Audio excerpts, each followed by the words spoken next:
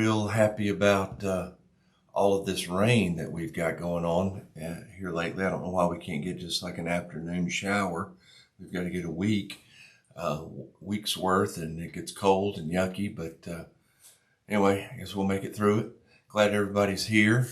Well, thank you, Debbie. Thank you, Ron, for the impact or the feedback. There we go. There's a delay, and sometimes I don't see it as quick. Anyway, I'll stop. So I have been going over in my mind an awful lot here lately about the idea, and Paul talks about it in Romans chapter 7, and I'll read that here in a minute, but the idea of wanting to do what is right and not being able to do it. And what really got me going on this was a conversation I had with somebody a few days ago, where we were talking about the need for desperation in order to be driven to get better.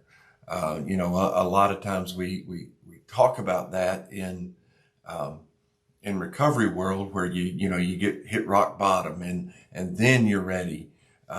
But I wonder if we were really honest, could we say that, or should we say that we are in more dire need of help from God with our day-to-day life than we often want to admit?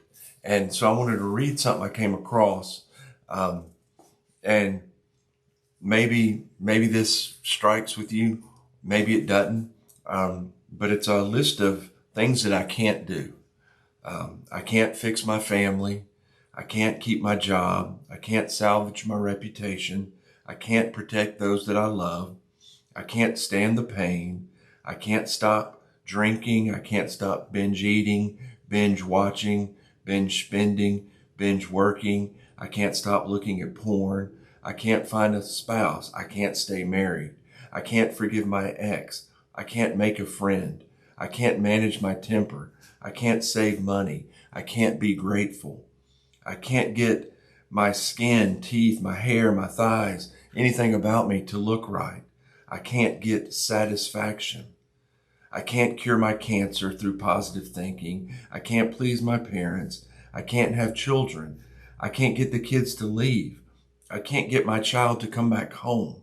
I can't open up. I can't shut up. I can't sleep. I can't stop worrying. I can't quit comparing myself to others. I can't feel joy. I can't see my abs. I can't get enough social media thumbs up, hearts, likes, and all the other stuff. I can't understand what I do, for I have the desire to do good, but I cannot carry it out. For I do not know the good, for I do not do the good I want to do, but instead I do the evil that I do not want to do. I wonder, if we were really honest, how many folks one of those can'ts stirs inside of us. I know I'm guilty. I mean, I've struggled so much lately with some things going on with my sister, and I can't fix it. I don't know how many times I've just been frustrated with, I can't fix this. I don't know what to do. I don't know how many prayers that I've had that are just out of sheer desperation, because I don't know what to do. I don't know how to fix that. I don't know how to handle that moving over towards it rippling out and affecting other relationships that are important. It affects my work. It affects, my ministry. It affects my marriage. And I just can't. And I just wonder if when we're really honest with ourselves, we might not struggle with an addiction now. We may be well past that. Maybe we never struggled with addiction. But I bet there's something that we can't do that we desperately want to do, and then we can't get rid of that in our minds. And I think that I can't, that desperation, that sheer just reaching out and crying out that I can't do this. I can't do this anymore. Maybe I've never been able to do it, but I thought I could. Maybe that's the point that we all need to come to just say, I can't do this. I can't process this. I can't handle this. I can't control this. I think at the root of every bit of this is our controlling desire, our ego and our pride that we have to be able to control it.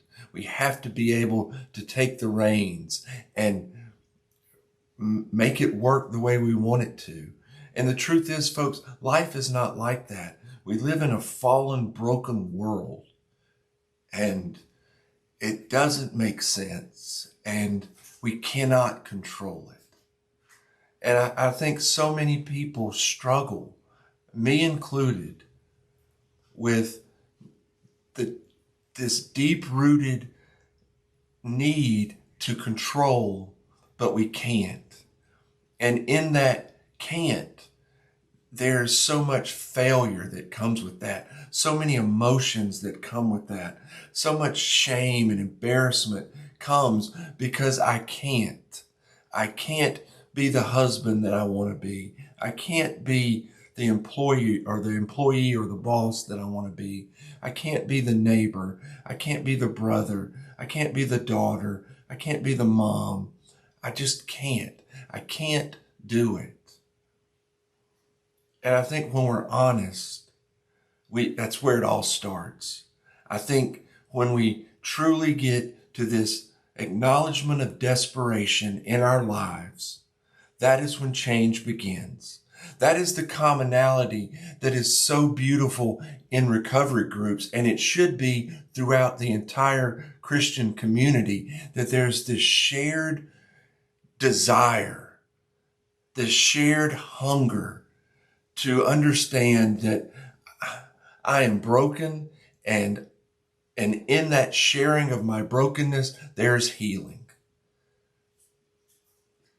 I think that is what is so beautiful. I know that is what is so beautiful about recovery, is in that shared desperation. There's a commonality, there's an understanding that yes, we are broken and we are being honest about our brokenness, and there's healing in that. Because folks, we can't. Paul, that whole list of I can'ts, I sort of ran that right into what Paul says in Romans chapter 7, where he wants so desperately to do what is right and what is good and what is pure, but he can't. He tells himself to do good, but he, for some reason, can't. And he goes on in that chapter right at the very end to say he's basically, I'm at my wit's end. I'm at the end of my rope. I cannot do it. And then the beautiful transition into chapter 8, where it is not us because we can't, but in God because he can and he will and he does.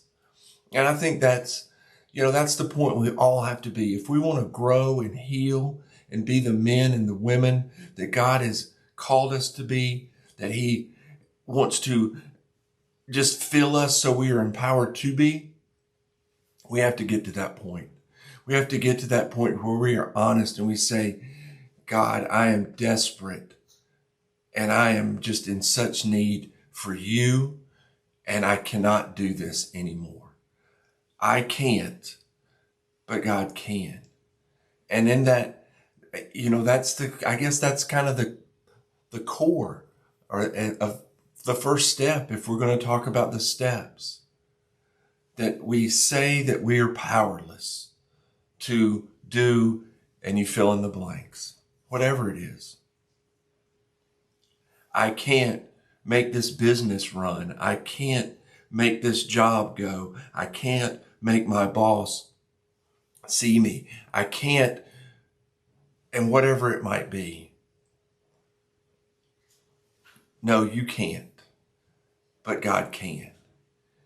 And Paul goes on to talk about that the weakness that he feels is where God is so strong. The weakness, the struggle that he has, the struggle that we have, the whatever is holding us, we think is holding us back, whatever we don't think we can do, that is where God is so strong. In our weakness, he is made strong. He is glorified because people will know he's not doing that. He can't do that. Something is going on, and that is God in him doing something. So I just want us to think some this week about I can't, and being honest with I can't.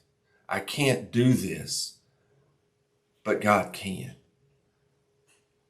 We're going to fail. We're going to come short. We're not going to measure up. And that's the beauty of it. God did not choose the perfect and the strong and the beautiful. He chose the broken and the hurt and the lost. He didn't go hang out with everybody that had it together. He hung out with those that were on the streets, people in addiction, people in prostitution, people that were thieves, people that were liars, people that can't, is who he hung out with. So all we have to say is, I can't, God, but I'm trusting that you can. And I think our lives and our perspective will change when we begin to acknowledge that. I can't fix my sister. I can't make it right. I can't pull it all together, but God can. I can't fix you. You can't fix you, but God can. So guys, this week, think about that some. Take a moment to try to get out of your own way. Acknowledge that we have to control, but we can't control. And just say, God, I can't, but I'm trusting that you can. And I'm believing that you will. And just watch what happens when we begin to say, I can't, and allow that desperation to be the driver that just pushes us to pursue him in a way that maybe we've never thought possible, into doing things we never thought possible, and being the men and women that we never thought possible. That desperation, allow it to push you. Allow it to drive you closer to him. Allow that weakness to shine so that it's just all him. Let go of that I can't and grab a hold of that God can and see what happens. Guys, I love you. Reach out, connect with us. If you need something, definitely touch base. I hope to see a whole bunch of y'all tomorrow here in Buchanan, out in West Georgia at OC Recovery. Love you folks. We'll see you. Have a good one.